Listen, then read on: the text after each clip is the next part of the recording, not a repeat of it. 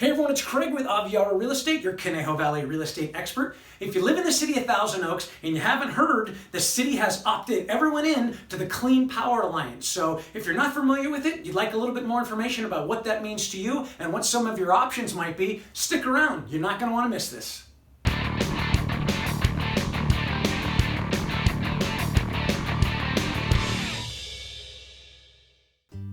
All right, guys, I am here with Glen.reyes with Vivint Solar, and Glen is an expert on the topic of kind of what we're talking about here, what's going on with Southern California Edison and the Clean Power Alliance. So, Glen, thanks for coming. Wanted to find out a little bit of questions. Fill us in. There's a lot of questions on kind of what's coming up, deadlines happening here in February. What's the situation?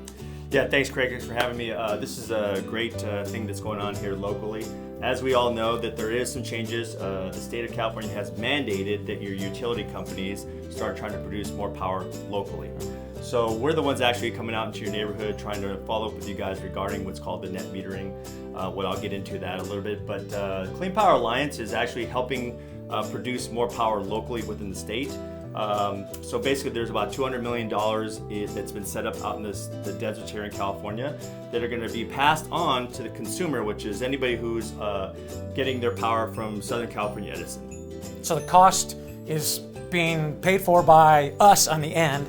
The power companies are putting the cost out there to have these fields set up, and that power cost is being transferred to us, as we begin to see already in our bills. Yeah, so we're anticipating that there's going to be, and it's actually been written out there on a few new publications, that there's going to be about a 9% increase. This is all taking place February 1st. And then there's the historical percentages that have gone up for the last 20 years. It's anywhere between 6 and 14%. So annually? Annually, okay. Yeah. So we're assuming that based on that history, that there's going to be about a 19% increase this year if you stay with Southern California Edison and what's going on with the utilities. Is it true that some of that increase in cost is offset based on the fires that we've experienced in the last couple of years? Yeah, then you're going to throw into to that as well some of the Woolsey fire and the fire up north in Ventura, that those fees are also going to be passed on to consumers.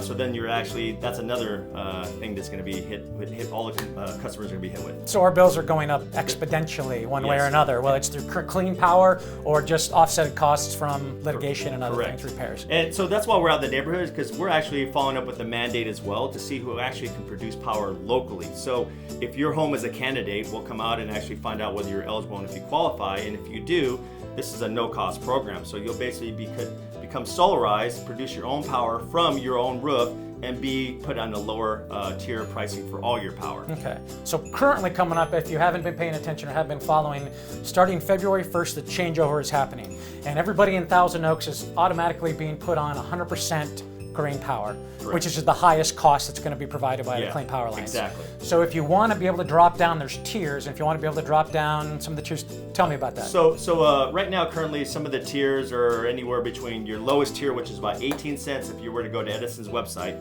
you'll see that it's about 18 cents is their lowest tier for a certain amount of power.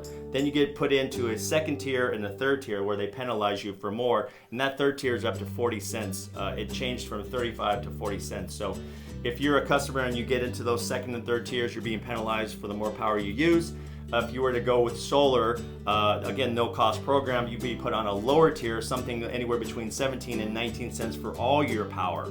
Okay. So if just so I understand, 100% green energy is what the city and the state are shooting for. We're being opted into that right now. Right. If you want to opt for a lower tier, a 50% or I think 35%, and we're the two around there, the cost is less, but you're not 100% green. Right. Okay. Right. So how does Vivint come in and bypass that situation? Why would people want to go with solar? Yeah, so we're really good at this. This is what we do. We've done over 150,000 installs. We're the ones that actually come out and help transition neighborhoods to renewable energy.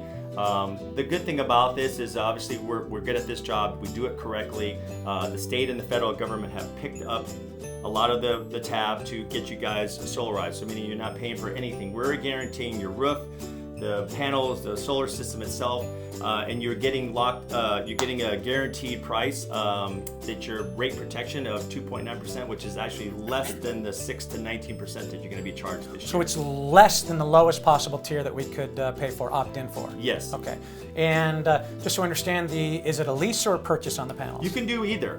There's a we own or you own, and those are always options with solar. What's the advantage to one over another? You know, it used to be you own or you would purchase was a better deal long-term wise. You actually would end up after 15 to 20 years having no more payments for your electricity. But the price of solar panels have come down, installation costs have come down. There's no better time to get solar this year than ever before.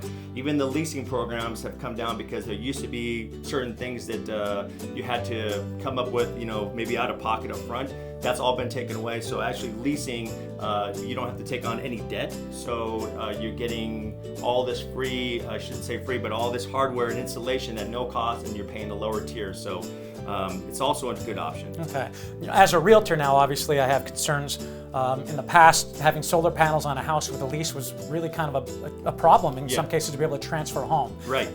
How does the situation work with a lease? Is it transferable? Can I take it with me? What are the options? Yeah, good question. Actually, a few years ago, these were some of the things that were problems with people getting involved in leases, but it's easy transferable now. Actually, you could actually, if your new home is a candidate, we can actually just transfer the whole system to the new home. No cost. And you continue. Yeah, there's a $500 cost to transfer that, but not such a big deal to actually just transfer that to a new home. Or it's easy transferable. What I mean by that is the new homeowners would just take on or have this grandfathered lower pricing and just have the remainder of the terms at a lower cost, and they don't even have to have good credit. Okay, so if somebody wants to get a little bit more information from you about why solar might be good for them, what's the best way to get in contact with you? Yeah, just email me at glen.reyes at vivintsolar.com. I'll put the links in the text. Or just, that's the best one. Okay. Or actually go through Craig. Give me a call. I'll definitely hook you up with Glenn. I've actually contracted with Glenn. We're getting solar put on my house towards the end of the month. I'm pretty excited about it as well, guys. So obviously as a realtor, having solar on a house can have its negatives and positives to it. In the past, it was definitely something that was a little bit more difficult to deal with, but I think right now with the direction that we're going, having solar on the house, I believe in the future is going to be a positive. I think it's going to help increase the resale of the home because you're locked into a lower electrical rate than it sounds like kind of what we're in store for. So thanks for watching, guys. If you have any questions, please feel free to email me, text me. I'll be happy to get you in contact with Glenn. And if you enjoy the videos, if you enjoy the Spotlight videos, please follow me on YouTube, like me on Facebook, and keep in touch with me if there's any questions I can answer you guys. Glenn, thanks for coming. I appreciate it. Thanks, guys. We'll talk to you later.